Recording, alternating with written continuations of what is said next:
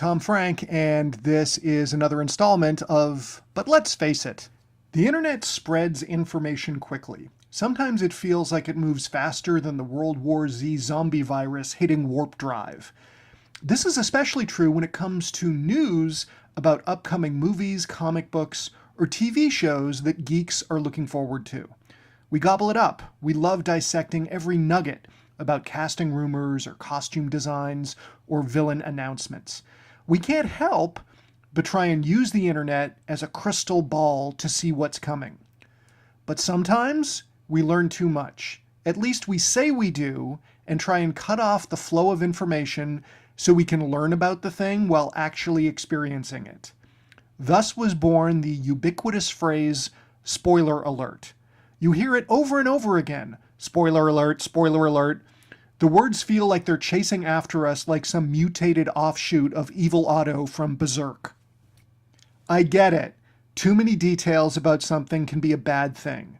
There are surprises you'd like to discover in real time. But let's face it, we've become too sensitive to spoilers. First of all, are things really being spoiled for you? It's not like you've got to be Robert McKee to figure out Hollywood formula. Are you really surprised when scripts take a plot twist that we've all seen 100 times before? Do superhero movies give you anterograde amnesia like Leonard Shelby in Memento or something, where you can't remember that someone spit in your drink 2 minutes ago and take a swig anyway? I mean, before the surprise was ruined, what did you think was going to happen? Damn it, why did you have to tell me that Thanos assembles the Infinity Gauntlet in Infinity War? Even though this is a two-part movie, I assumed Thanos would be defeated before he could get all of the stones, and part 2 would be Thanos and Tony Stark playing a game of bridge against the Yancey Street Gang for 2 hours. Hold on, Screenslaver is actually a person you can tell it obviously is just from the trailer? Hold on, Palpatine actually started the Clone Wars? Hold on, you're saying Captain America didn't sign the Sokovia Accords? Hold on, Jon Voight isn't actually dead at the beginning of the first Mission Impossible movie, even though he's second billed right after Tom Cruise? If these things surprise you, I have one question.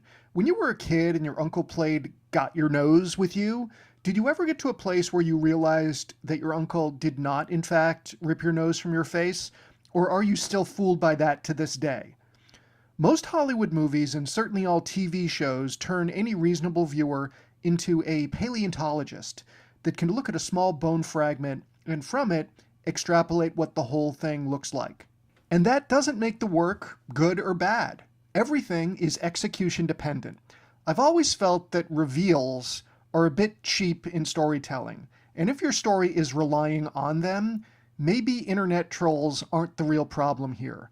In the history of literature, few people will point to a high point being Agatha Christie. She's not bad, but she's pretty one-dimensional. If I seem to have an extrasensory skill for people who are fooled by really obvious surprises in films and TV shows and comic books, that's because I do. I see dumb people. Another movie where the surprise was pretty obvious just from the trailer. The truth of the matter is that I don't think that people who are the most vocal against spoilers are being sincere. I don't think they truly feel that experiences are being ruined by spoilers. I think the war against spoilers is an offshoot of a bigger trend on the internet in general and social media in particular. People love being self-righteous. Look, you can stay off social media if you want, and if someone is truly spoiling things for you, you can unfollow or unfriend them. But that isn't nearly as fulfilling as writing some long-winded post chastising people who ruin others' sense of discovery. Thank goodness you took action and employed your wisdom to point out this evil that's infecting the world. The spoiler police like to feel that they're as important as Amnesty International, except they're protecting make-believe stories by media conglomerates. And they don't even recognize how needy they come across when they fish for likes and congratulatory comments like Brody tossing out chum at the back of the Orca. We're gonna need a bigger ego. And spoiler sensitivity has grown to the point that filmmakers are intentionally putting stuff in trailers that are not in the movie, like showing Hulk at the Wakanda fight. Not only do I find that a bit silly, but when you do that, you run the risk of suggesting a movie that's better than the one you actually made. Truth be told, looking at a score on Rotten Tomatoes will spoil things for you more than any leak about the story. Not knowing the dumb ending of the Cloverfield Paradox isn't going to save that worthless pile of garbage, but seeing its aggregate critic score is 17% might save you from wasting 92 minutes of your life that you don't get back.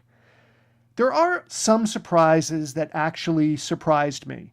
That Jigsaw was lying there the whole time, that Peter Parker was dating the Vulture's daughter, the ending of Skeleton Key.